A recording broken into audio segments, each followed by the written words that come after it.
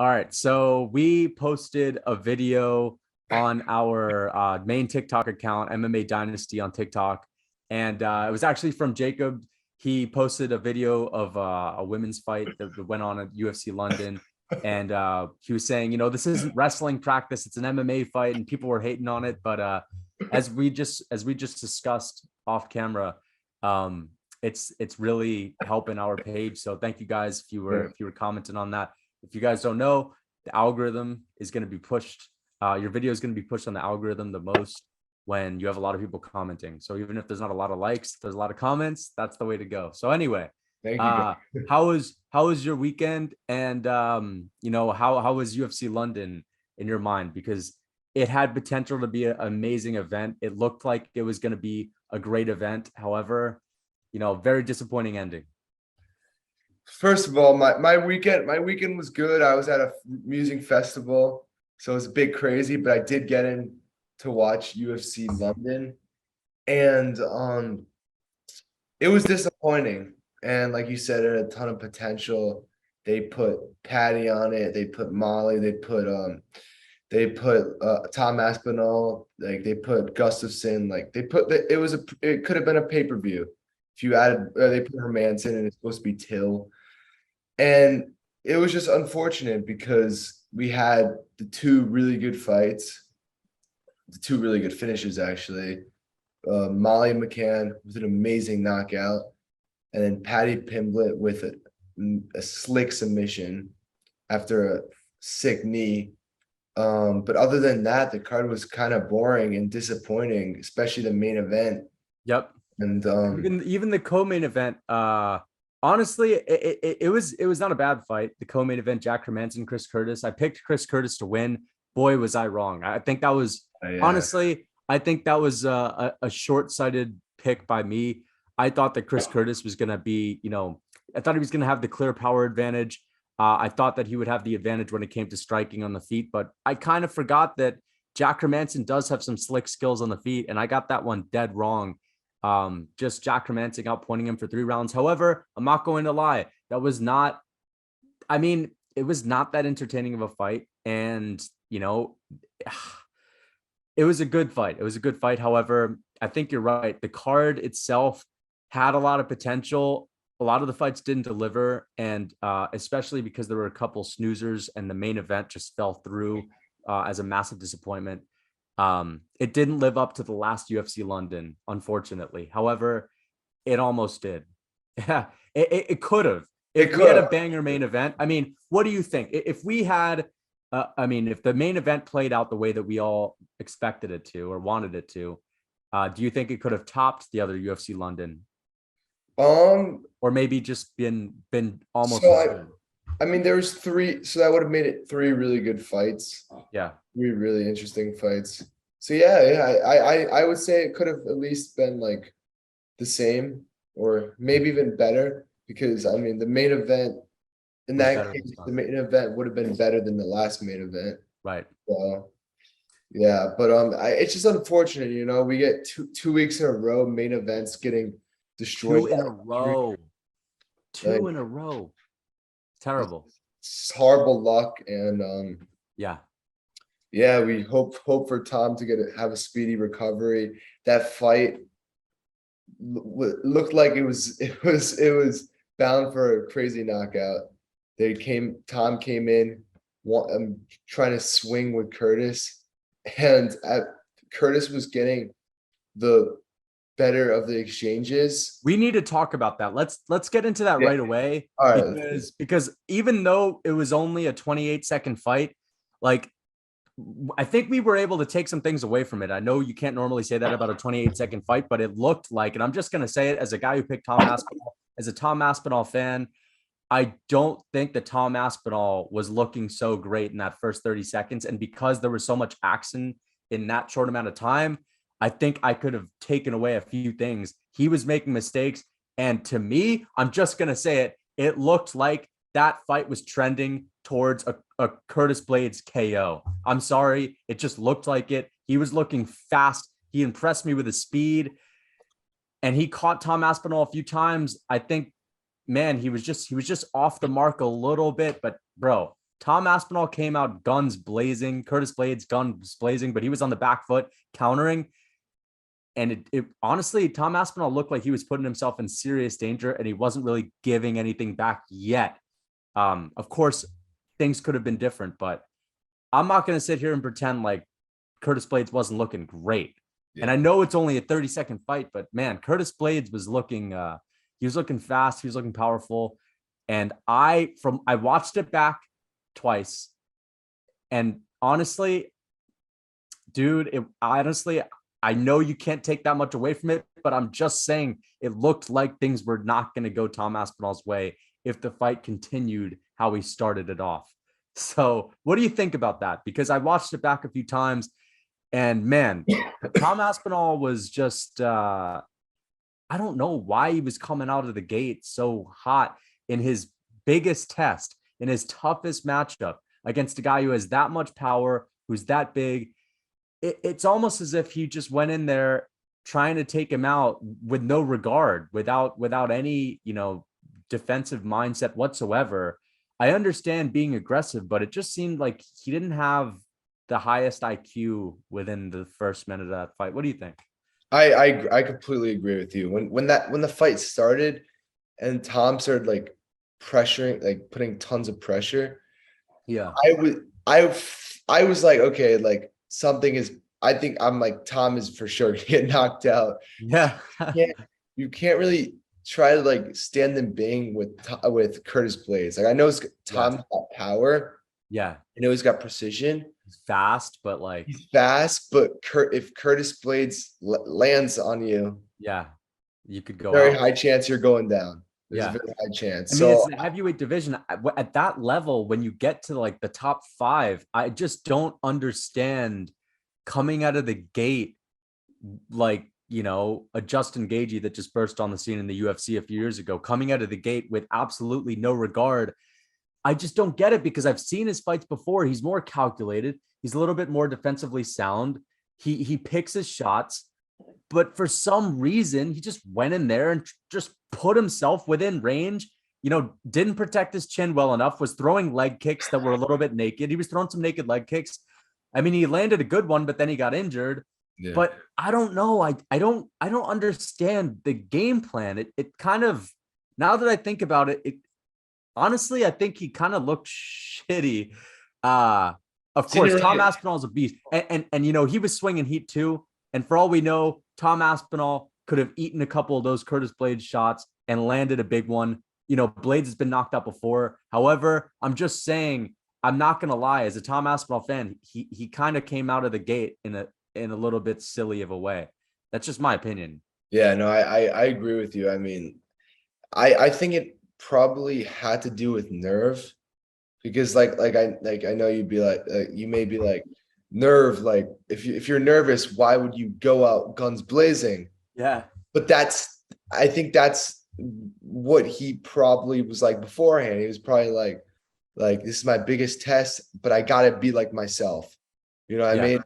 It's like in his last fight, the Volkov fight, he did come out with tons of pressure. Do look back at it. Yes, he did. Curtis Blades is not the same. Not the same. Volkov, not at all. Volkov is rangy. He can land at range. He's got some decent power, but he's a little bit more plotty. He's a little bit stiffer. He's a little more slow. When you're 6'8", 6'7", naturally you're not going to be as fast twitch. Curtis Blades is he's explosive. He's an explosive guy, and I just think that that's a bad game plan with a guy like Curtis Blades. Also, keep in mind he's got tremendous wrestling where Volkov isn't really going to take you down. So you can afford to get a little bit more on the inside of Volkov. I don't know. I didn't like what I saw. I've seen a couple comments, and this is interesting. I've seen a couple theories as to why he came out, and it's related to the injury. I've seen people say perhaps Tom Aspinall came out with no regard, not being very defensively sound, just putting it all out there, getting in the pocket as soon as possible, throwing the naked leg kicks, leaving his chin exposed, because he was kind of aware of the fact that he may have already been injured. So people are saying that maybe Tom Aspinall knew he was injured, and he knew that, he may not hold up throughout the distance of the fight, and he was just going to go for it as soon as the fight started. I don't know if you could put too much stake in that. That still seems like a really dumb game plan. Even if you are injured, I don't think you would do that. Yeah. But I've seen people throw that around. But let's aside from that, just the injury, man. What the second week in a row we had Ortega and we had Yair Rodriguez. That one wasn't as disappointing. For me, it was because I was literally there and it looked like it was going to be a war. I was at the event. However, 28 seconds. And it's not like there was some grappling exchange where someone's shoulder got yanked on or anything like that.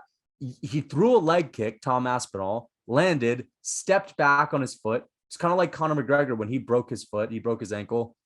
And all of a sudden he just collapses in pain and it's over. Curtis Blades saying, what's going on? Like, just so disappointing. So much buildup. You know, Tom Aspinall's a young guy. He has so much potential and he relies heavily on his movement, his footwork, his speed. And, you know, I don't think this is the first time he's injured his one of his feet, one of his legs.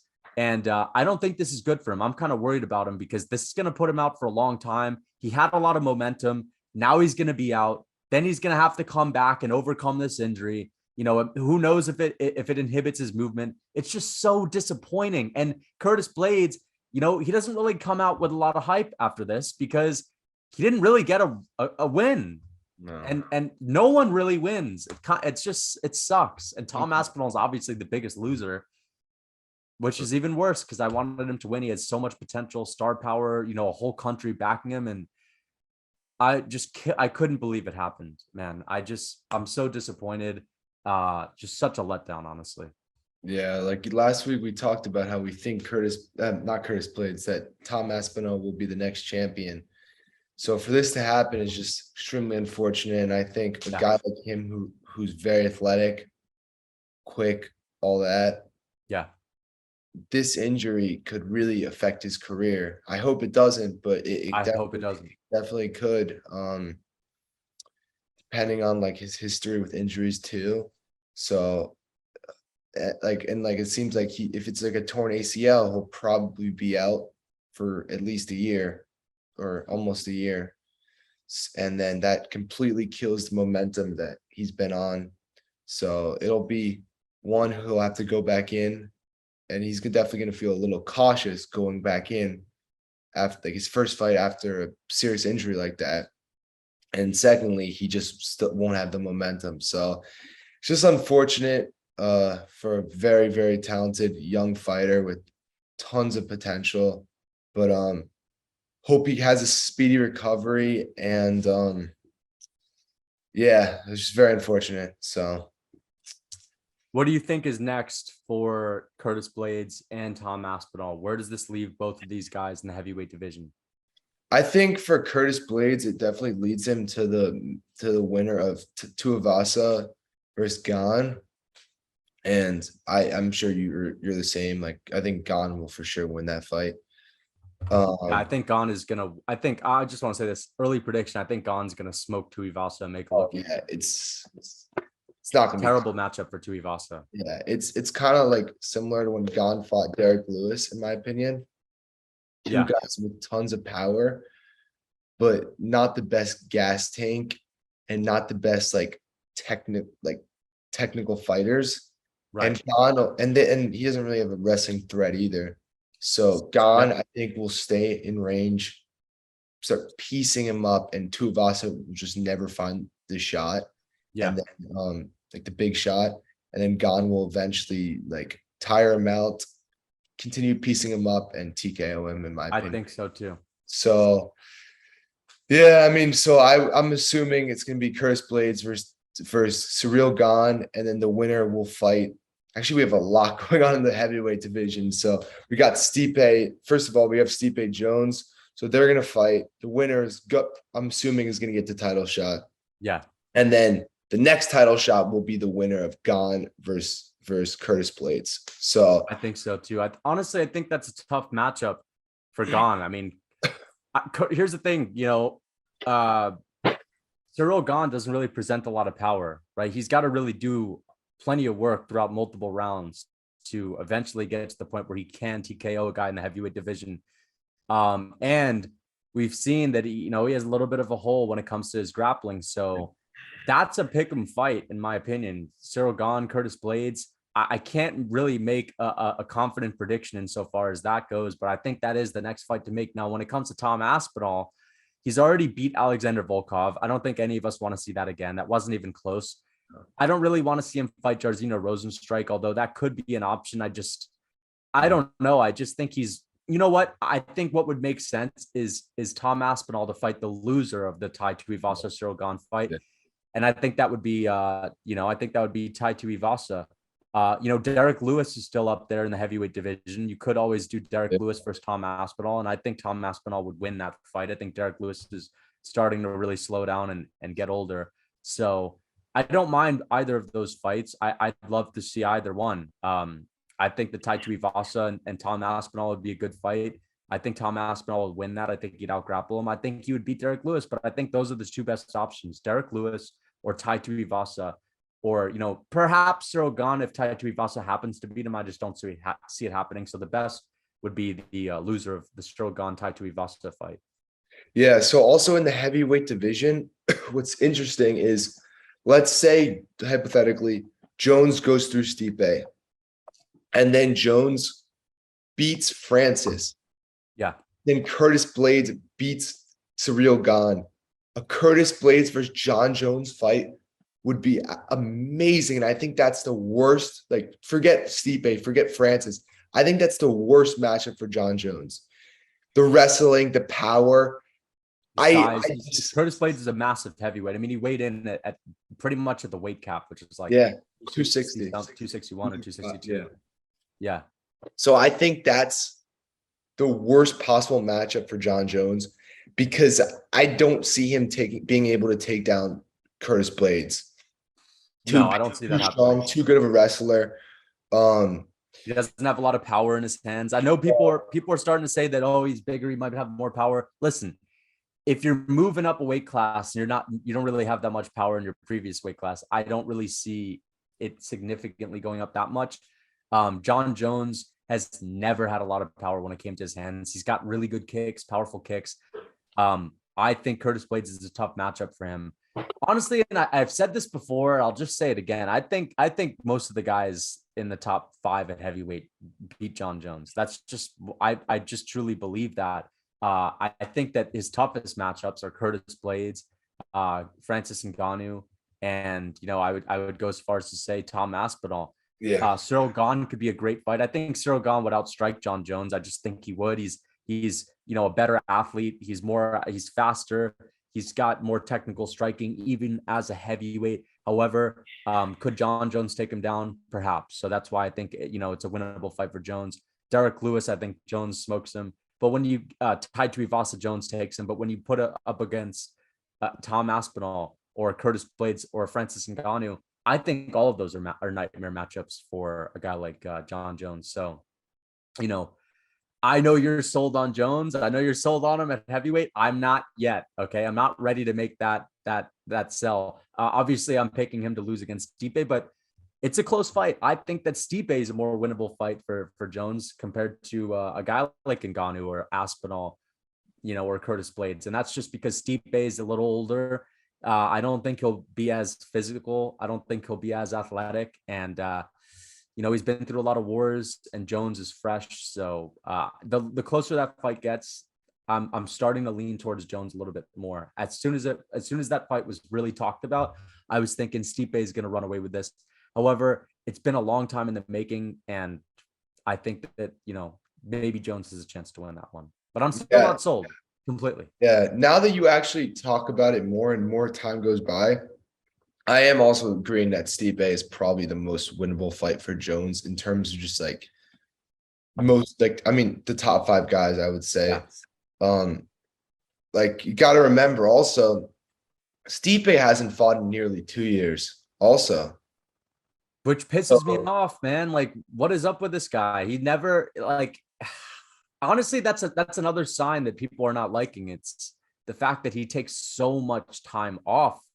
And I don't know if he's the kind of guy who's just taking time off just because he's only going to wait for a big fight. Maybe he's just doing it for money these days. Maybe he's just, I don't know. I just, If you were really hungry, you would be a little more active than that, especially Yeah, and after losing the belt. I think that's what I think benefits Jones, because Jones, like, look, there's a dip, like 3 years and 2 years, like off is not that much of, probably isn't that much of a difference. You know what I I mean? agree. Both guys are gonna have ring rust. So, Yeah. and Stipe is getting older and losing some athleticism. He's not as big of a heavyweight as a guy like Francis. So I do now think that's the best matchup for Jones, without a doubt. And I think it is a winnable matchup. And like, I was in between like who I think is gonna win. But the more time goes by, also, I really think Jones will probably win that fight, Yeah. or like a decision or something. Yeah, I think Stipe, after that Francis fight, like, I mean, it shows like he's not hurt or anything. Like, there's clearly a reason why he's not fighting, and I think it probably has to do with getting knocked out worse than ever, and that Yeah. he's probably scared to get back in the ring, Could or be. not the ring, the cage. But Could be. yeah, I mean, yeah, I think that's definitely a possibility, and I think both guys coming off 3 years off pretty much for Jones at this point. 2 years off pretty much for Stipe. Don't think it'll make don't I think that's both are gonna have ring rust. I think it'll come down to the younger, fresher guy, which is Jones, and I think he would win by decision. So I think so too, honestly. Let's get into another, big story that's related to UFC London. Paddy Pimblett winning his third UFC fight, his third finish in the UFC, submitting Jordan Levitt.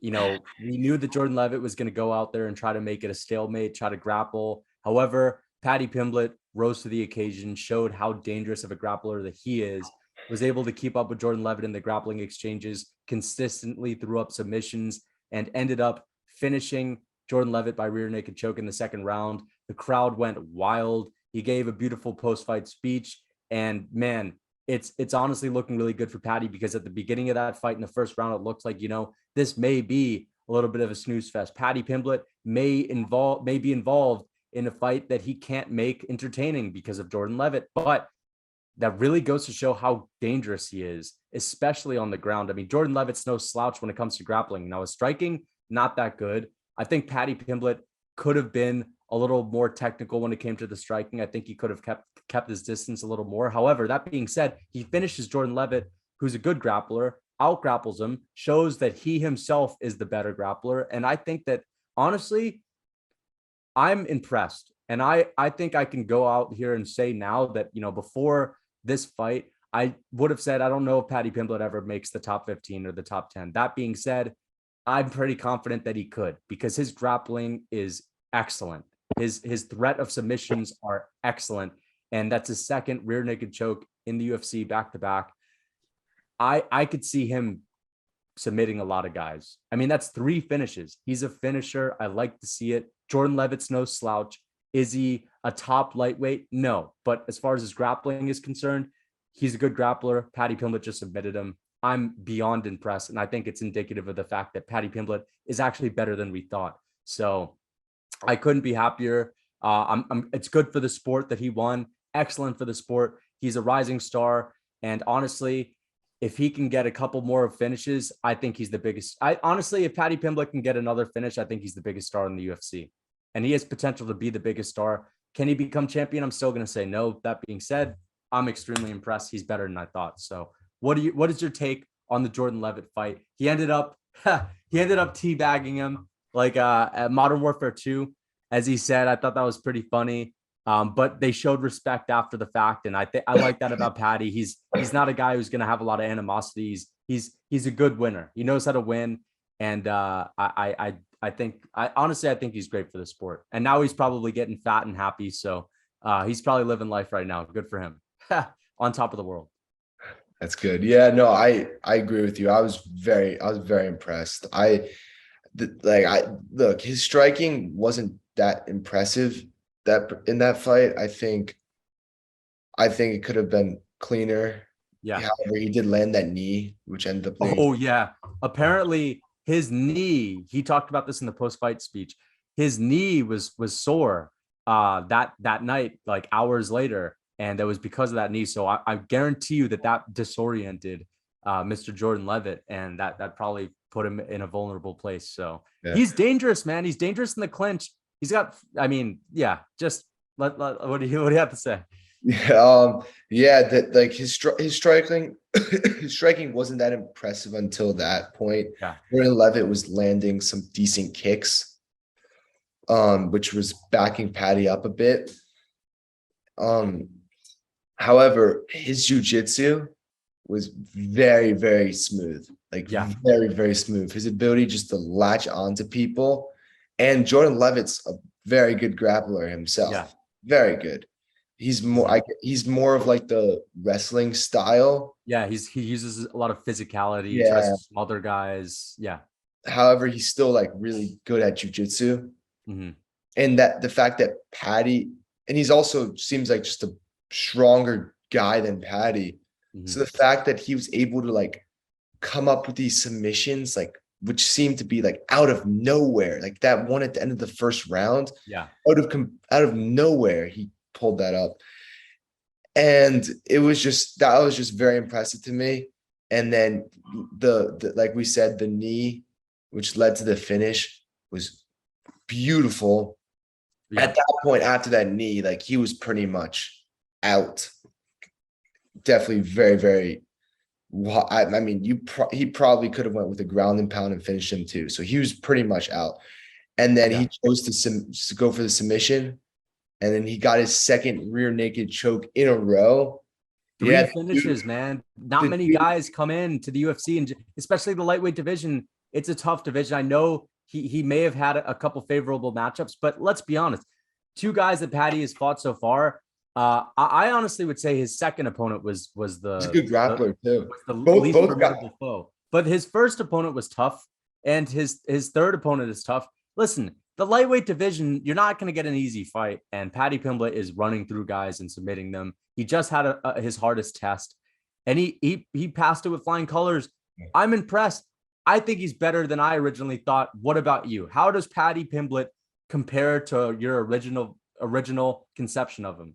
Yeah, so last week, if you watched the episode, we said that we don't think Paddy will be champion, will be a top contender because of his constant weight gain. Yeah. Keeping his chin up. Yeah. But after seeing that, I don't know. I mean, he's young, improving. I still think the weight thing, he's got to chill out with a little bit. I agree. I think he does have a lot to work on in the off season. You know, like he needs to, and you're not going to be able to really work on it when you're 60 pounds heavier. I know it's not good. You can get injured that way if you're always ballooning up and down. Yeah. You're always changing your body composition, and when you're training, you're either training with a lot of weight on you, and then you're trying to get it off really quickly. You're compromising yourself. I think that he really has to get that under control. Now, can he go crazy for a couple weeks? Sure, but like, to just go months on end, just binging and eating whatever you want, especially after these harsh weight cuts, as we know, if you cut a lot of weight, you're going to put all that weight on and more really quickly. I think he's got to tone it down a little bit, instead of gaining 60 pounds, gain 30, I mean, make a small change, I mean, I think that's really going to be something that he's going to have to work on. He's young. He's one thing that I do like about him, and one thing that people don't give enough credit for when it comes to Paddy Pimblett's potential stardom and his potential ceiling in the UFC, is how confident he is, how much star power he has. And when you're across the cage from him and they're announcing his name and he's walking out for a fight, that can rattle guys. I mean, they're seeing that everyone in the stadium is there for the Paddy Pimblett show, and everyone in the stadium is going crazy for this guy, and he's extremely confident. He thinks he's the shit. He pretty much knows in his mind that he's gonna smoke you. And I think he might have a little bit of that delusion, but I think that's really powerful. And I think that can go a long way. I mean, you pair that with his insane finishing skills, his amazing submission skills, his good grappling, good judo. So not many guys are going to be able to just destroy him in the clinch. Man, I think he definitely has potential to be a top 15 guy and sit around that top 10 for a while in the future. We have to see him go through a harder test because, again, Jordan Levitt is by no means a guy that's going to put you in much danger on the feet. There are plenty of guys in the lightweight division that are, good grapplers, have decent grappling, and are going to possess a lot of problems on the feet. So I think Paddy Pimblett's next opponent should be a guy who's more dangerous. And I also know that a lot of people want to see him fight Ilia Topuria because of their altercation at the last UFC London. Paddy Pimblett, getting into an altercation with him, threw a hand sanitizer bottle at him. However, here's the thing. Here's the problem with that. You have two guys that are potential stars that have so much potential. Their ceiling is high. One of the things that the UFC doesn't like to do, okay, I'm going to educate a lot of people on the business of the UFC, is when you have two up and coming prospects, when it's early on in their careers, they don't want to match them up together because then in a way you have to kill the hype of one of them.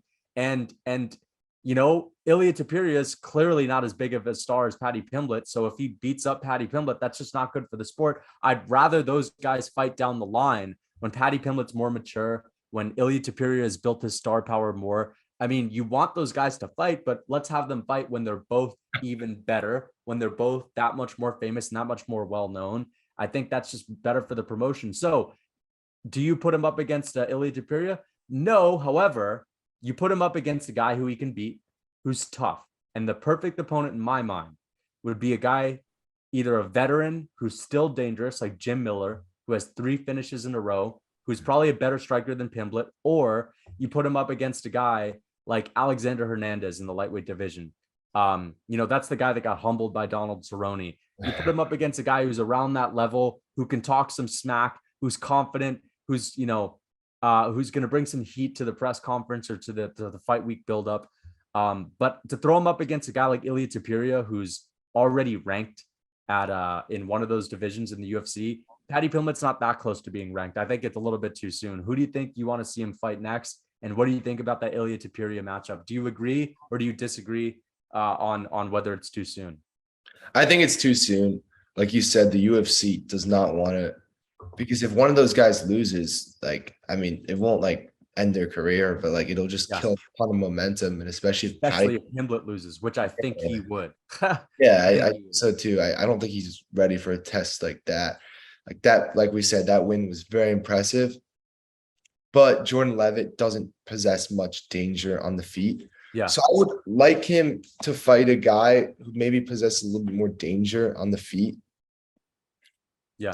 Test his striking a little bit more. So we know he's got this slick jiu-jitsu. We know he's a good striker, but we want to see how good he is, And the reason why I like Jim Miller so much is because, first of all, Miller, he has the most wins in UFC history, just surpassed Donald Cerrone. They both fought recently, submitted Donald. He has good ground game. However, he's TKO'd 2 of his last 3 opponents. He has 3 finishes in his last 3 fights. He has 2 TKOs. He's still got some power. He's still relatively fast. He's old. He's a veteran. I could see Paddy Pimblett taking him out. However, he is dangerous. He's no slouch. He's not a Donald Cerrone. He's not washed up. But if you want to give Paddy Pimblett a little bit of a tougher matchup and you want him to be, if you want him to get a more convincing win over against a guy who's young and still hungry and still up and coming, I think a guy like Alexander Hernandez, potentially Ottman Azaitar, who's, Paddy Pimblett was originally supposed to fight, which everyone thought would be a bad matchup, but now I think it might be a good matchup for Pimblett. I think those are the 3 guys I like to see him fight next. What about you? Yeah, I think either one of those would be good in its own way.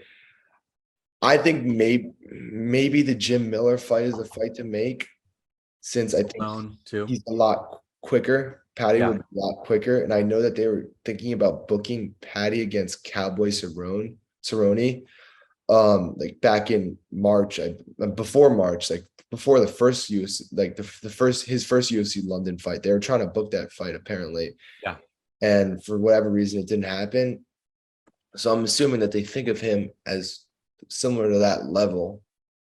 And and Cowboy Cerrone just fought Jim Miller. So I think that fight makes a ton of sense. It's a bigger test for Paddy, way bigger test in my opinion. But at the same time, like he's going to be a lot quicker than Jim Miller at this point. Yeah, And I would probably favor Paddy, same. but I think it would be a close fight. Don't think it would end as early as his previous fights, but I think I could see him getting the finish, but maybe later in the fight. And I think that would be a very impressive victory for him. Very impressive. I agree. People might go out there and say, you just beat an old guy, he's washed. But like, first Jim of all, Miller's most good. wins in the UFC history. He's coming off of finishes. He's still dangerous. For anyone who actually has followed Jim Miller recently, like, he's no slouch. He's really good. So I would be impressed. There would be people that would still hate. However, the UFC has to build him correctly. There's another guy in the UFC. First of all, that in my opinion is being rushed a little bit too quick. We'll get into that soon. I think we kind of know who I'm talking about, Mr. Suga Sean. However, let's talk about Pimblett one more second. So apparently, he's been saying, and other guys in the UFC have been saying, this is probably the last time he's going to fight in London for a while, in the UK for a while, because he's such a big star. He wants to be on pay-per-views. It makes sense. He's going to bring in a lot of pay-per-view buys. That being said, I know the UFC might not go back to London anytime soon, but why not? I mean, they've been to London a few times. I think, let's have 3 London cards a year. I love it. I mean, listen, the hype that you generate with UK guys is great. The one downside is now you don't have a Tom Aspinall. Darren Till is always getting injured. You can't rely on those guys. I wish you could rely on Darren Till, but that just pisses me off in and of itself. Darren Till, I mean, Tom Aspinall's out. Even Darren Till ain't gonna fight. I know, like, he's just gonna keep pulling out. So, I don't know if it makes sense to just expect another pay-per-view, especially a pay-per-view in London. So you may have to put him in the US. I think it's going to be interesting because it's not going to be as hype in the crowd. The atmosphere ain't going to be as hyped with Paddy Pimblett in the US, but I would love to see him on the MSG Madison Square Garden card if he does go to the US. Do you think that the UFC should try their hardest to make sure a lot of his fights are in the UK, or are you ready to see him on a big pay-per-view at a place like Madison Square Garden on the main card?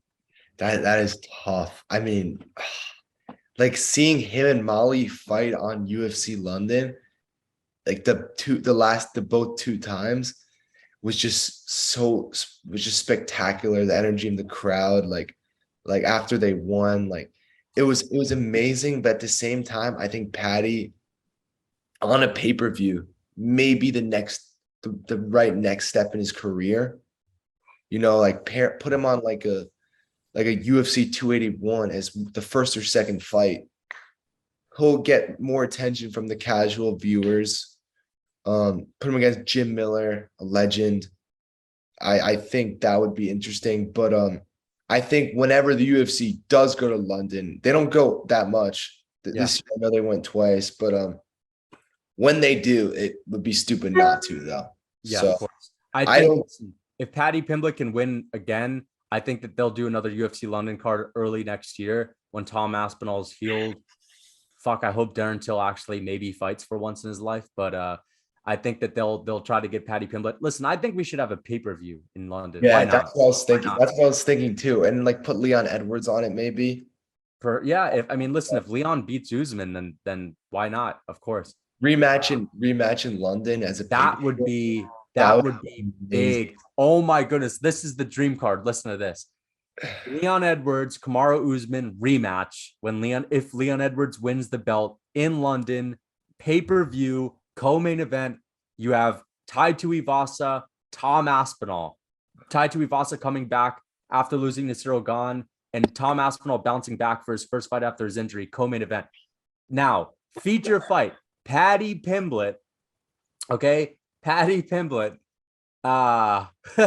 Jim now that's the question. Or something, yeah. Jim Miller potentially, but I think this is going to be next year when I think he'll be a little bit higher up in the rankings. Paddy Pimblett, Tony Ferguson, or Paddy Pimblett, Dan Hooker, a guy like that, and then Molly on the main card as well. Meatball Molly on the main card, and then you have Darren Till versus Sean Strickland or something like that.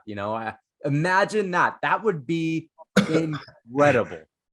Yeah, That's the dream London card. If that that's the dream card, it probably won't ever happen. But no, probably not. But I mean, I think like if Leon were to beat Usman, you got a rematch in London. That would be. Oh my goodness, you have to. That and would a be pay-per-view. so sick. That would be that would be so sick. You see how like Dana White has said many times he loves doing the things and doing the fights in London. He loves it. So I think you're gonna have to give him Usman a rematch after all done. So I think if Leon wins, like they'll probably wait like maybe 4 months or something. Yeah. And then by that point it lines up with Paddy too, when he'd probably return, lines up with I mean, it doesn't line up with Aspinall, but I mean, I'm assuming Till in 4 months will be fine. So maybe get Till on it, but who knows with him. Bro, I just have to keep saying every time we mention Till and you say things like 4 months, bro, it just is so frustrating. I don't know. Listen, man, what is going on with Darren Till? Get in there and compete. What is going on? You keep getting injured, stop. You know what it is? I think Darren Till, we've discussed this on like basically every podcast. He keeps getting fat and he's not really a dedicated guy. Anyway, we could talk about that all day. I can't contain my frustration. But anyway, all this talk about putting them back in London really pisses me off because it just makes me think about Charles Oliveira and the fact that he's still never fought in Brazil. He's arguably the most entertaining Brazilian champion that we've had since a guy like Anderson Silva, and extremely entertaining, in my opinion, the pound for pound most entertaining fighter in the UFC, aside from Yuri Prohaska. I just wish he could fight in Brazil. And I think that if he beats Islam, which I think he will, you have to put him in Brazil. If the UFC were not to have Charles Oliveira main event in Brazil, Davidson Figueiredo as a co-main event defending his title, then I think that is literally the biggest tragedy that you could ever imagine. I would be bummed out if that were not the case. So, but let's talk, because there's a big card. Abu Dhabi, UFC 280 has potential to be the biggest card of the year. Charles Oliveira, Islam Makhachev. If that wasn't big enough as it is, if that wasn't adding enough anticipation as it is, they just put TJ Dillashaw, Aljamain Sterling on there as well. However, pump the brakes. That's not it. Sean O'Malley, Petr Yan. But that's not it. And that's not it too. There's Mateus Gamrot, Beneil Dariush. You have a lot of other guys that are on that card too. Let me look at that. Sean Brady, Bilal Muhammad, which is an amazing fight. But I mean, goodness gracious, man, that card is stacked. Petr Yan and Sean O'Malley arguably has the most hype right now, and that's because nobody expected it. I mean, literally no one expected it, and that news came out earlier this week. I was shocked. What do you think? Yeah, at first I was like, what is Sean doing? Like, from Pedro Munez or whatever his name is, Prelim Pedro. Going from Prelim Pedro to Petr Yan, the number 1 ranked bantamweight, and bantamweight is the most stacked division, I would say, at this point. So the jump between 9 to 1 in this division is a lot bigger than a 9 to 1 in a division like the heavyweight division or the middleweight division. So I was like, okay, I was like, this fight just doesn't make sense at all. Like, what is the reason for this? Like Petr Yan coming off a loss, like, is going to lose to Sean O'Malley. Yeah. And then I remembered it's a 3-round fight. And Petr Yan tends to take long to really get going. And I think especially versus a guy who's a lot longer than him, that will probably take longer to really download his data and really get going. So I think that really benefits Sean O'Malley, and it gives him a real chance of winning, because if Petr Yan, he's probably going to use the whole first round to really kind of just get Sean O'Malley, get the Get feet acclimated. on. Get acclimated. Yeah. But like at the same time, like he may not be able to afford to do that. Yeah. And then if he starts being aggressive, like Sean's an accurate puncher, you Sean know? is a great counter striker, and he's Yeah, got like power. Not many guys have that one shot power in that division. Not and many guys. the precision too. Like Yeah, like he's fast. it's I think this is a very bad if you really think about it, this is a bad matchup for Yan. Whoa, hot take. Oh, I like it. Let's clip it. Look, I love Petr Yan, great fighter, but he does start slow. Yes. Think about why he lost against Aljamain Sterling in their rematch. It all boiled down to that second round. The last 2 rounds clear for Yan. The second 2 rounds clear for Aljo. It was the first round. And because Piotr is a slow starter, he got outpointed. He lost the first round. That's why he lost the fight. And guess what? It's a 3-rounder. So he lost 3 of the first rounds against Aljamain Sterling. I know that Sean O'Malley presents a different problem. He's not going to grapple. This ain't going to be a grappling match. It's a kickboxing match. But Yan loses because of things like that. And this is why it's a 3-rounder. This is O'Malley's only shot. And I think that you're onto something. But that's a hot take. Even I'm not coming out here and saying it's a bad matchup for Yan. You're straight. I like it. Let me say this again for the TikTok clips. Petr Yan is Sean O'Malley is in a horrible match for Petr Yan in a 3-rounder. Whew, God, damn. People are not going to like this. We saw what happened when he fought Corey Sandhagen. They have a similar build.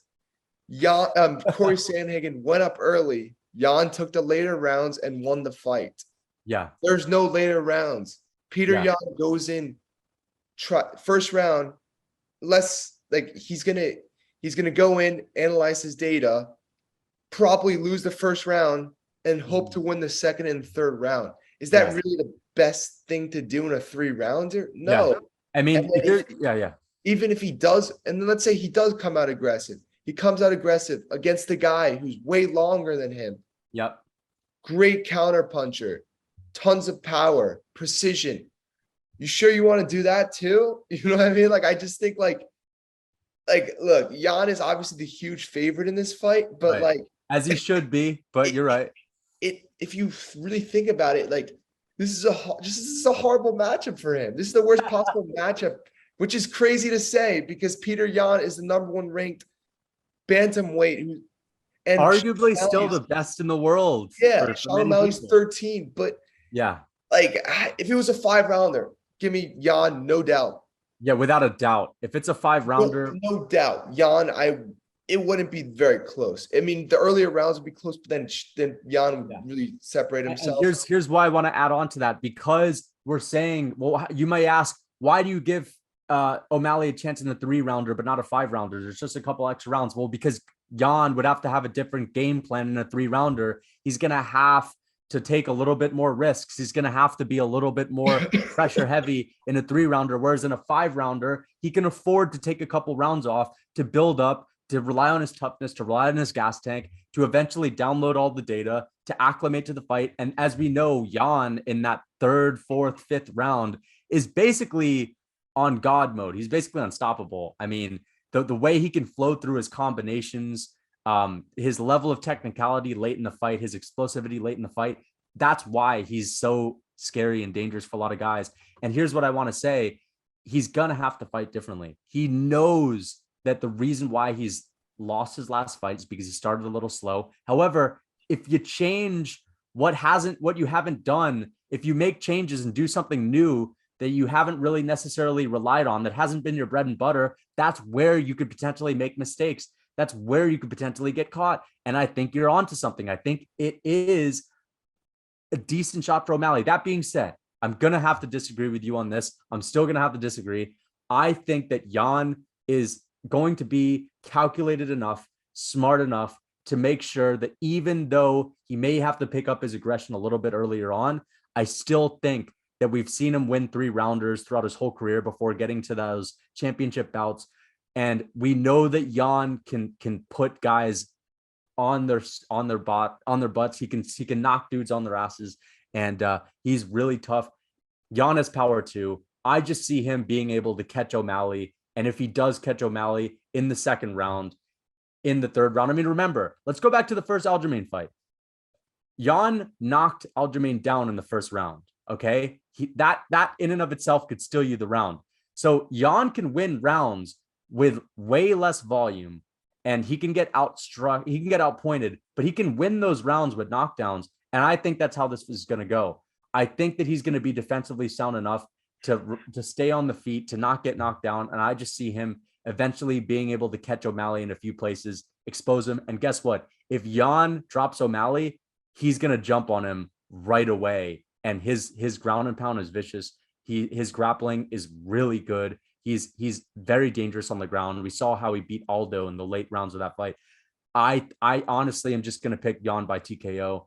I still think there's such a discrepancy between a Pedro Munoz, who O'Malley barely scraped by. You could have said it looked like it was trending towards an O'Malley TKO. That being said, he was not by any means running away with that. It looked like finally the skill gap had closed up when he fought Pedro Munoz. And again, you jump from Pedro all the way to Yan, who is just the champion, who people were just saying is unstoppable, potentially one of the best skilled for skilled fighters in the UFC. I just think it's such a large gap. I don't think O'Malley is going to be able to close it, and Yan is more well-rounded. That being said, Yan's going to be at the top of that division for a long time. He's young. He's very young. I think he's 29. Yeah. Actually, no, I think he's 28. So he's only a year older than O'Malley, and he has more experience. He's fought much tougher guys. I mean, think about it. Yan's competition, Yan's wins. Aljamain Sterling. I mean, we all know he beat him in the first fight. Corey Sandhagen, right? Jose Aldo. I mean, these wins are insanely impressive. And now it's Sean O'Malley. Who are Sean's best wins? You know what I mean? That's the thing. And I just think that, listen, the discrepancy in wins and where they are in the rankings is going to make the difference. It's going to be, when guys get up there and they make that significant of a jump, I think it's going to be a rude awakening for O'Malley, and Petr Yan is not the guy you want to give that rude awakening to you, because we all know Yan is called No Mercy for a reason. Like he's a finisher. He's dangerous, man. And what do you have to say about that? Yeah, look, I said, so I agree. Like, I think Sean could potentially be, like I said, really bad matchup for Yan. However, if you made me decide who is going to win, like if I had to decide, I had to put all my money on one of them, I would still pick Yan. I think Yan has way more experience.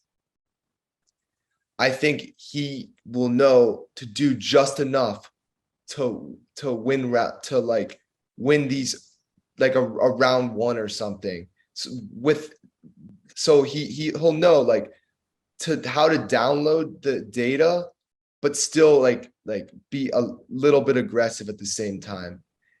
So I think he'll know, like he's gonna be. I think he's gonna lose the first round, maybe. Yeah. I mean, I still think he could lose. I just think Yan. I think Yan in like round 1 or 2. I think he will win at least one of them. Yeah. And because I think he'll do just enough. Yeah. To maybe maybe land the knockdown or something. And then I think round 3, Sean he's got experience with a guy like I don't even remember the guy he beat up for 3 rounds. Chris Moutinho. Yeah, like I don't even think he's in the UFC anymore. But he doesn't have experience with a guy like Petr Yan. Like Petr Yan in the third round. But also, this is what I was thinking when you were saying your last point. In Sean O'Malley's fight against Pedro Munoz, prelim Pedro, I don't even care. Munoz. Munoz. So in Sean's last fight, he lost the first round. He threw like he didn't throw much punches or anything. He was downloading his data. He's So checking who a lot of knows? kicks too, but he did So lose that round. who knows if Sean is going to come out aggressive? Like, what if they're both just figuring themselves out for the first round, and then it ends up being That's the Juan's thing. knockdown that wins him the rounds, and he'll be up 1-0 Yeah. going into the second round. That's horrible. That's O'Malley's Well, worst bet. Well, here's the thing that like you see how O'Malley came out against a guy like Pedro Munoz. Now, granted, Pedro Munoz's game plan was going to be to land those calf kicks. I mean, Pedro Munoz, he relies on his kicks. Yan is not so heavy with the leg kicks or the calf kicks. That being said, we saw that O'Malley was a little bit hesitant. He knew that Pedro Munoz was tough. He knew that that was his toughest competition. He was hesitant. He wasn't going out there and trading leather. He wasn't standing in the pocket. He wasn't taking risks. I just don't see, and I think O'Malley is best when he's a little bit aggressive. And if he's not going to be, aggressive with a guy like Pedro, is he really going to go in there and take a big risk against a guy like Petr Yan, where all it takes is one mistake? Petr Yan, in my opinion, has top 3 best boxing in the UFC. One mistake, he lands that right hand on you, and you're in a world of trouble. And Petr Yan is going to jump on you. So, I don't think this is good for O'Malley. I mean, we could talk about this all day because honestly, this matchup is so exciting for me. And the last thing I want to say is it's O'Malley's only chance because no one else in the top 10 doesn't have a fight. Dominic Cruz and Cheeto are paired up. Aljo and Sterling are paired up. Basically everyone else in the top of the rankings has a fight. Corey Sanhagen and Song Yadong, they have a fight as well. So, wait, am I Song? Yeah. So, it's either O'Malley gets a shot at Yan when Yan has a belt again, or it's going to be a 5-rounder, or O'Malley gets a shot now when Yan's coming off of a loss. And it's probably the only time you're going to have Yan in a 3-rounder, anytime soon, because Yan is 1 win away from a title shot anyway. So now is his only shot. But let's talk about the business side of things. Is it a good move for O'Malley? What's your take? Is this a good move? Should he have waited a little longer? Because on one hand, what if he's going to have to fight Yan in the future and it's a 5-rounder? So that's the argument that it is. There's plenty of arguments that it's not a good move. So what do you have to say about this? I don't think it's a good move business-wise at all. I don't think, in other words, it's not a good move to fight Petr Yan ever. Potentially. Yeah, like not good. At least wait till it's like, I would think, it would be smarter to like fight maybe 2 more guys before fighting a guy, like, let's say Yan becomes a champion again. So fighting 2 guys before that. Like Adrian Yanez. Why not fight a guy who's just outside of the rankings? Yeah, you can he's available. Yeah. So I think I think the reward is definitely there. Being a guy like Petr Yan puts you right in the title shot talk. I think he'd probably still need 1 more. I don't know. No. You would get a title. Yan, bro. Dude, Yan was a defending champion. Yan, he's getting a title shot. So yeah, he would for sure get a title shot after beating Yan. And so that's great. But at the same time, like, I don't think he's ready for a title shot. Imagine if he fights Aljo. I think he's going to get out grappled. But he's going like. He fought Prelim Pedro. He like lost the first round. He started going to the second round, but he seemed very hesitant and stuff. Like, I just don't think you're hesitant with Pedro. Take you out. He's gonna take you out. If someone's hesitant, he's just gonna I don't think it's smart, because if he does lose, I think people will still respect him for taking the chance, but it does slow his momentum down. Or why doesn't he? This is what I don't like. Why doesn't he try to fight the loser of Dominic Cruz? Why didn't they? Cheeto Vera.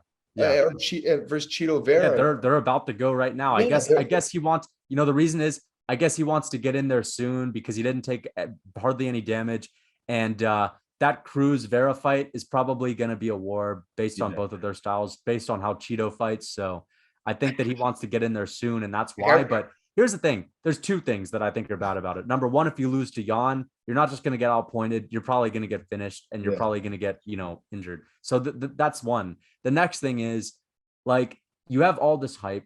Like you've lost once, but that loss was, it didn't look that bad. You had a leg injury that led up to the TKO, but I just, I just think, and I know you're saying it's a good matchup for Sean too, but the more I think about it, I just don't see him winning. And I don't think it's very like O'Malley to take something like this. Yeah, I understand he thinks, it's time to make the push. I'm done waiting around. I'm done slowly building up my career. I want to really blow up. A win over Yan potentially makes him the biggest star. If he knocks out Yan, that potentially makes him the biggest star in the UFC, and it gets him a title shot. That being said, I don't know, man. I think he's rushing into something and he's not ready for it. I think he's going into a loss, and I don't know what he has to gain from it, because again, 2 days after that fight, 1 day after that fight, if he loses, in my opinion, sure, people respect him for taking it, but he loses and he probably gets beat up badly. I don't think that's good for his career. Yeah, like I think it could have, the impulsiveness could have gotten to him. Yeah. And he was I think he took this one. I think he took this one when he was drunk in Miami. It seems that way. Like I said, the 3-rounder could really benefit Sean, but like Yan is like, if you're hesitant against Pedro, I keep messing this up. Munoz. I'm sorry, guys.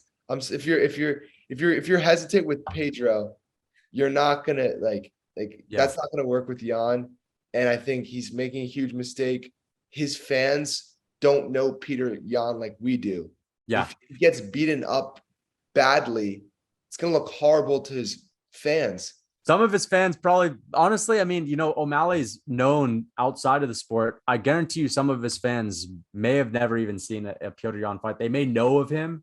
They may know he's like an ex-champion. They may know he's a tough guy because O'Malley's talked about him, but some of his fans have no clue. Yeah. And I think that's crazy, because Petr Yan is still arguably the best bantamweight in the world. I know he lost to Aljo, and rightfully so. That being said, it wasn't a convincing loss. Disappointing loss. However, Yan is still incredible. I mean, he beat up Aljo in the last 2 rounds anyway.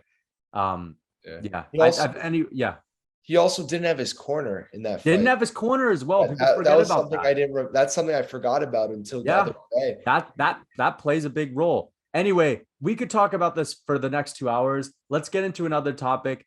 Nate Diaz and Khamzat Chimaev. We know that they're taking each other on. I think that card needs help. UFC 279. To be honest, as I've said, I don't think that it's the best. I don't think it's the best matchup, honestly. And just because I'm just not that hyped to see it. I know how it's going to go. I think we both know how it's going to go. It's going to be Khamzat Chimaev. He's going to win pretty easily. And that's the main event. I think it's going to be a little bit of a letdown. Just because I think that we know how it plays out. It's not going to be surprising. That card is not stacked. It's not a very good card, which I'm kind of disappointed about. I think it needs a lot of help. We need guys on that. Let's get Poirier and Chandler on that ASAP. They need to save the card. We need bigger matchups. Another thing I want to say is, some people are saying that because Nate Diaz's contract is going to run out in a few months, he could potentially pull out of that fight. Just because he might just pull out. Yeah. I could. So first of all, like you said, the card needs a ton of help. Yeah, that's not a very good card. Get Chandler Poirier on the card. That would, as a co-main event, that would save the card completely. Yes. In my eyes. And Chandler said he has a fight announcement or some announcement coming soon that has to do with fighting. So it could be that, because I mean it's coming up pretty soon. So we see Poirier's training a ton. I haven't seen Chandler's Instagram or anything too much, but Poirier's been grinding. So who knows if he's preparing for that. And then also in terms of the Nate Diaz pulling out, I think that's a real possibility. I just like he could have just agreed with the UFC, and so he just stops, gets give them what they want for the moment. Be like, okay, I'll fight Chimaev. And then when it closer comes, he just I hurt my knee or something, and then he can get out of the fight, and then 2 months later he's gonna be off his contract. Yeah. and then he doesn't owe them anything after that. So I could definitely see that as a possibility. If I was Nate Diaz, I probably would have done that too. Like, I mean, you're gonna not make that million or whatever for a fight. Yeah. But it may be better going into free agency, not taking A the loss. beating against Chimaev, because it would be a beating if the fight does happen. Yeah. Like we said, He's gonna get finished. he's gonna get finished, and it's gonna be a bad finish. Like, yeah. I just want to get back to something real quick. Do you know the MMA Guru? yeah. So apparently Aljamain Sterling mentioned him in a podcast. Yeah, I saw that. And the MMA Guru talked about it on his stream and had all of his, supporters go and raid the stream. Aljamain Sterling just put out a video, 4-minute video dedicated to talking about the MMA Guru. So yeah, guys, I don't know if you're a fan of the MMA Guru, but it looks like him and Aljamain are beefing a little bit. So I think that's kind of interesting. Anyway, let's get back into this Nate Diaz Khamzat talk. By the way, guys, I think that the MMA Guru is potentially going to be really big in the MMA world, and hopefully he's a guy that I'd love to have on this podcast one day. So yeah, guys, we're going to clip this. If you're watching this on the TikTok, guys, let's get this to MMA Guru. Let's get him on here.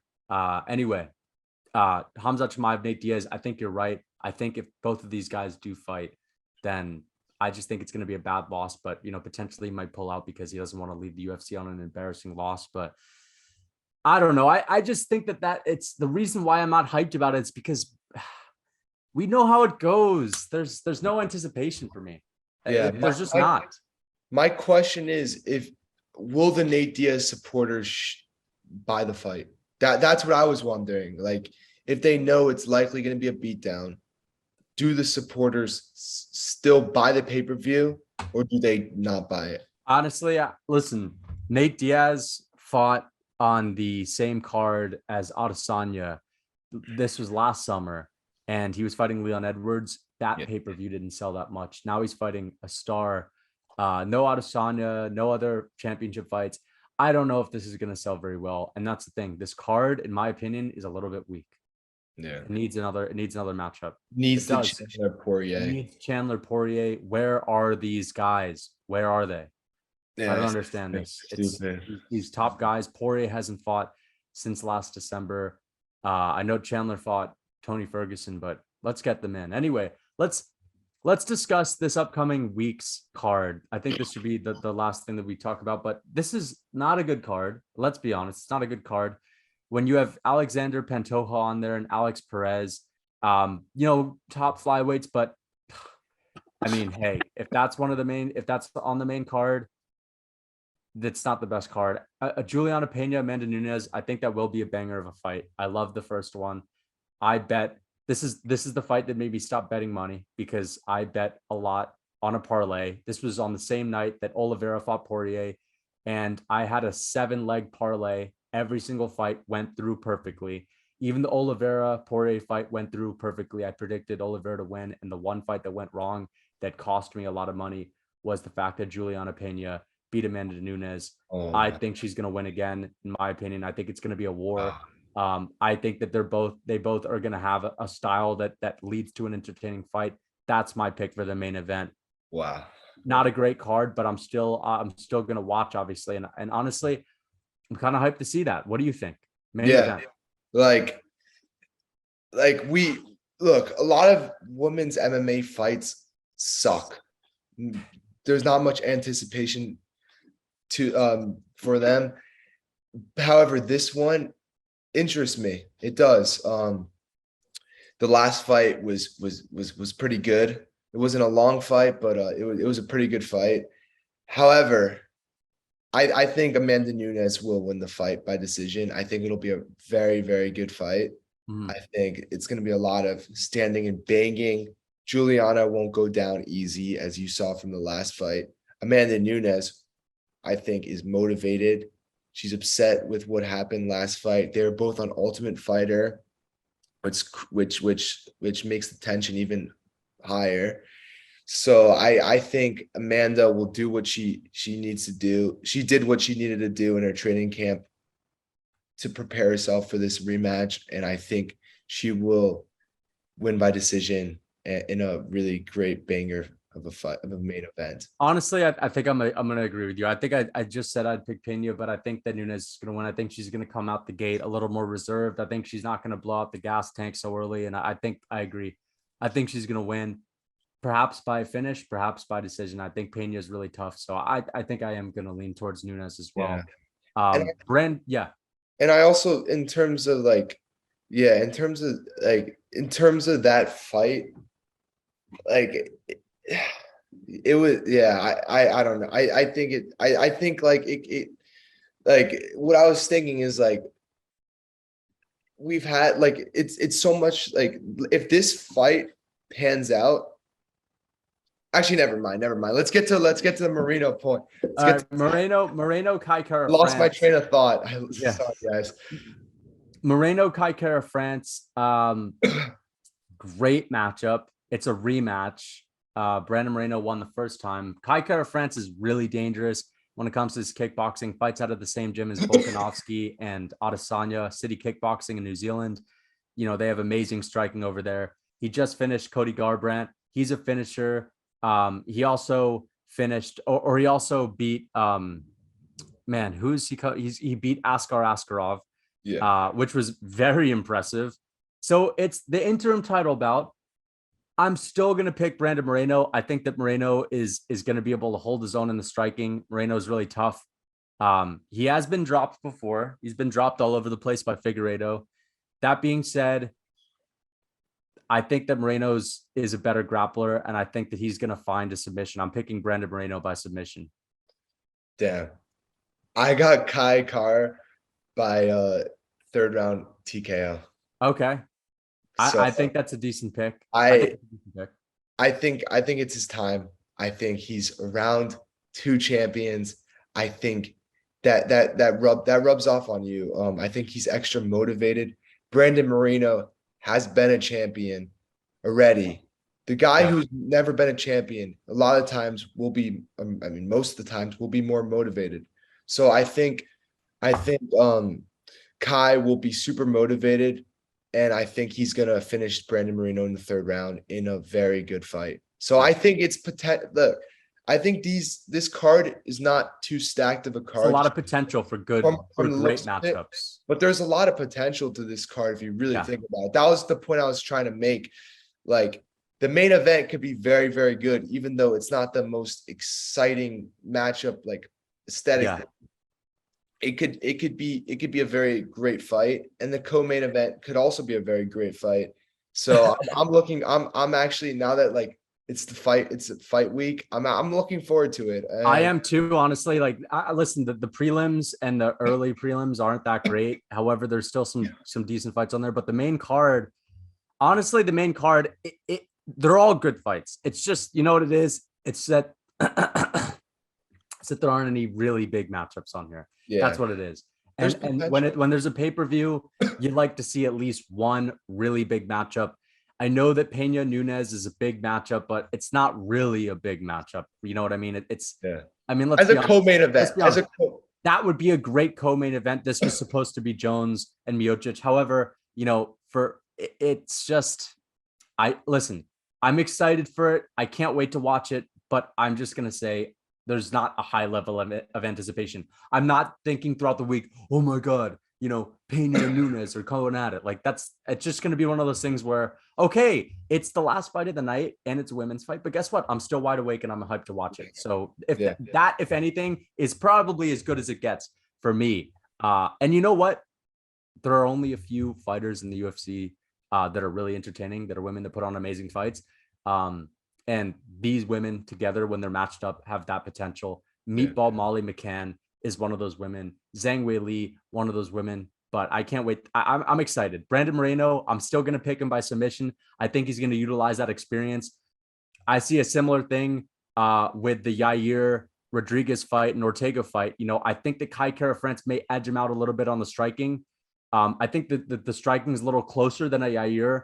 and Ortega. That being said, I just think that Brandon Moreno is more dangerous than Askar Askarov when it comes to finishing and finding a submission. I'm going to still pick him. Let's move on to the next one. Derek Lewis, Sergey Pavlovich. So, what was Derek Lewis's last fight? Derek. Yeah, it was tied to Avasa. Was it Ty? Yeah. Oh, you're right. February 2nd. Yeah. Honestly, I'm going to go with Sergey Pavlovich. By the way, I just want to get into Sergey Pavlovich. This guy has a 84-inch reach, which is one of the longest reaches in the UFC. He has a lot of power. He's coming off of a couple knockouts. Derek Lewis has just been knocked out. Derek Lewis is older. I'm going to go with Sergey Pavlovich, and I'm going to go with Sergey Pavlovich by first or second round KO. That being said, Derek Lewis can knock out any man on this planet. I'm just going to go with Sergey Pavlovich. I think that Derek Lewis's time has come, and I think it's going to be the passing of the torch. Pavlovich, extremely long reach, very powerful. I'm going to pick him by knockout. Yeah, I agree with you also on that. I think Derek Lewis, like you said, his time is done. I think he's taken a lot of contact. I think he's very hit or miss as a fighter overall. Yeah, for sure. I think you can get the amazing knockout, or he can just get completely lit up. Yeah. Like in the Surreal Gone fight. Yep. So I just think it's hard to really pick a guy like Derek Lewis just because of just hoping for the knockout, I guess. So I think he loses, and I think he loses by a third round TKO. Mm-hmm. I could see it. And I think I respect Derek. What I respect about Derek Lewis though is he does fight a lot. He does. I like that about him. Fight a lot. When I really think of it, he's fought this is his fought the who's who. This is his fourth fight in the last 12 months, actually. Yeah. If you really think of it. Yep. So I really respect that, but I think his time is up. I think too much contact over the years. Yeah. And I think he's gonna get finished. So yeah, and there's some other fights also. Magomed Ankalaev, Anthony Smith. That is one that I'm very excited for. Some people are saying that this is a potential title elimination bout. So whoever wins this could get the next title shot. I know that Yuri and Glover are thinking about rematching. That light heavyweight division is interesting. There's another main event that's coming up, Jamal Hill and Thiago Santos.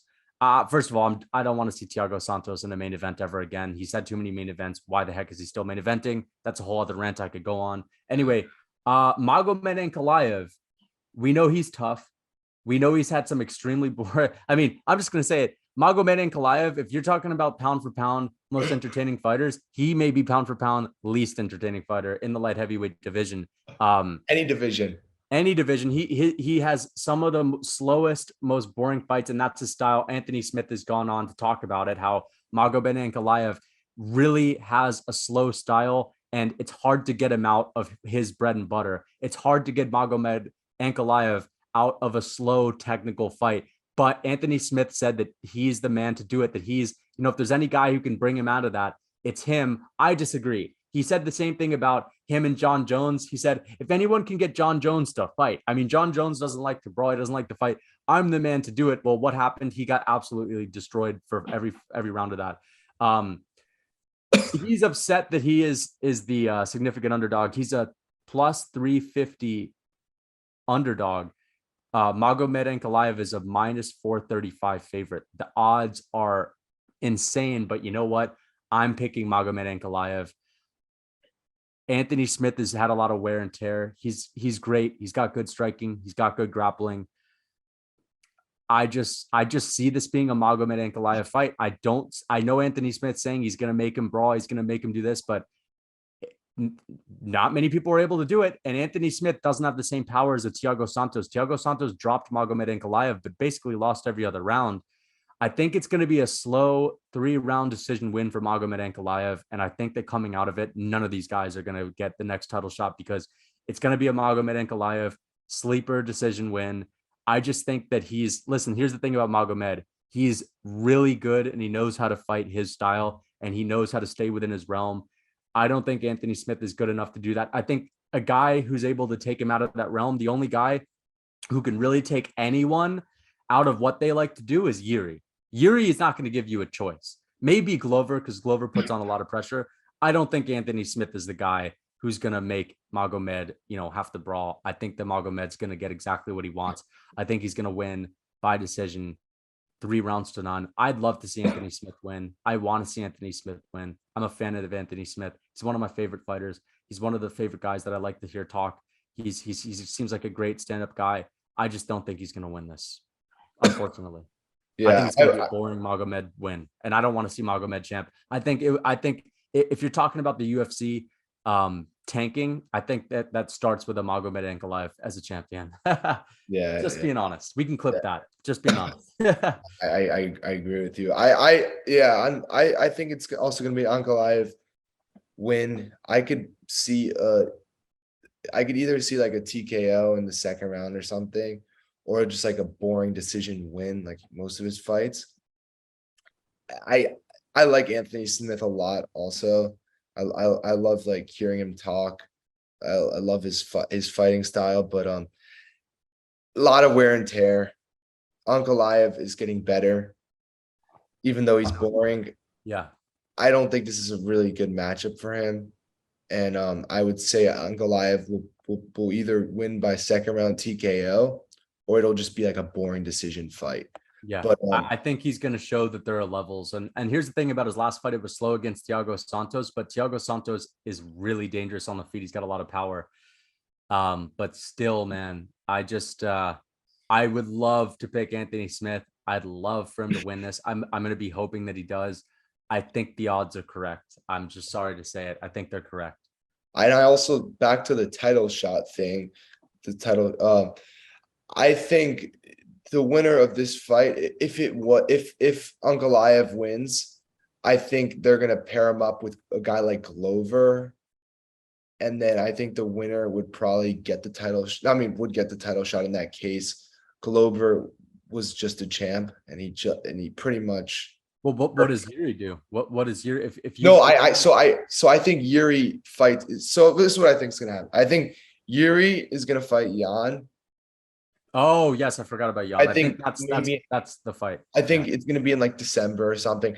Actually, who knows though? I mean, it could be. Maybe it's. It's probably not gonna be in September, right? There's no way. Yuri took so much damage. Maybe it's the co-main for UFC 281, or it's gonna be sometime at the end of this year, I would assume. Imagine they put that on Abu Dhabi. No. Imagine we have 3 title fights. 3. That would be crazy. That would literally be the best card of all time. Pay-per-view ever. Yeah. But I think that's gonna be the fight. Yan versus Yuri, end of the year. Beef up a 281 or 282 or something.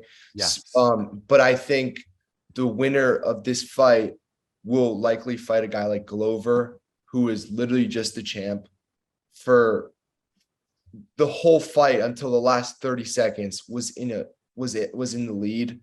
Yeah. In his last fight against Yuri. So I think the UFC, they like he's Glover's right there still, obviously. Like, he's not retiring or anything. So I think it would make sense to book that fight. Or a guy like Rakic potentially, but at the same time, like it's the tough fight to sell to Rakic, because if he does win, if Rakic would win that fight, I don't see him getting a title shot. Rakic is coming off of a loss to Jimmy. I don't see that. So I think Glover versus the winner is likely the fight to make. Yeah, likely the fight that the UFC will end up going with. But I guess he's coming up. Rakic is coming off of that loss to Manawa, man, in London. Okay. Okay. Yeah, you didn't catch it. Yeah, you didn't catch it. What do you think of that? I just think that it's a guy who's salty, and I guarantee you that there's not much other than the fact that Rakic is probably, talked a little bit of smack, picked up himself after the win and said, I put him out. But like, it's just, you're salty. I mean, those guys have never had some serious conflict, and to go out at an event and do that, I just think it shows how stupid that guy is. I mean, we all know Rakic, like, I don't know if you've seen that, but the way he put out Manoa in Stockholm a few years ago, it was pretty bad. So I just think it's ridiculous. Anyway, especially a great. retired fighter, like it's just like, yeah. What are you doing, man? like what do you like? And he's injured too. Remember he got injured against Yan. Yeah, like what are you doing? Like like Rakic, I'm sure is just trying to just enjoy the event. I mean, maybe he was talking a little bit of smack, but apparently he wasn't. So yeah, I don't know. Like I just think that's just uncalled for. You guys are adults. Yeah, come on. Like get your shit together, like yeah, whatever. But yeah. I think that this has been I think now is a good time to wrap it up. So I think it's been a great podcast. I can't wait for this event. The closer it comes, the more I'm excited for it. As far as the main card goes, I think that the prelims and the early prelims are kind of not that great, but I'm excited for the main card. So a lot of potential. Yeah, guys, let us know in the comments below what are your predictions for this upcoming card, and also let us know in the comments below who do you think is going to win O'Malley versus Yan. Until next time, guys. Lucas Tracy MMA, Jacob Ross. Been a pleasure. See you guys next time.